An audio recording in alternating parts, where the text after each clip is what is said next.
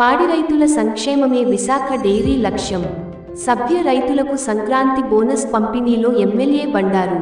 Visakha dairy vice chairman Pilla Ramakumari.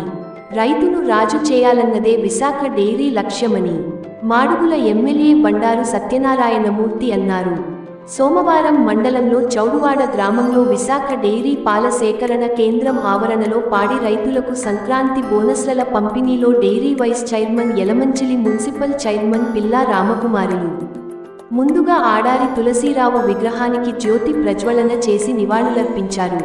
అనంతరం Kotapadu bulk centre పరిధిలోని పాడి రైతులకు 5.70 కోట్లను బోనస్ రూపంలో అందజేశారు. ఈ సందర్భంగా ఎమ్మెల్యే బండారు మాట్లాడుతూ రైతుల పక్షపాతి ఆడారి తులసీరావు భౌతికంగా మన మధ్య లేకపోయినా రైతు కుటుంబాల మనసుల్లో చిరస్థాయిగా ఉంటారని ఆయన సేవలను కొనియాడారు.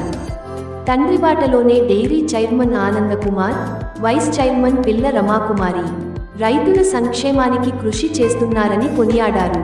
విశాఖ డెయిరీ వైస్ చైర్మన్ పిల్లా రమాకుమారి మాట్లాడుతూ తన తండ్రి స్వర్గీయ ఆడారి తులసిరావు 39 ఏళ్లపాటు రైతుల సేవలో తరించారన్నారు.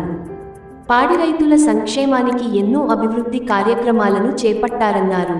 ఇకపై తాము కూడా రైతుల సంక్షేమానికి కృషి చేస్తామన్నారు.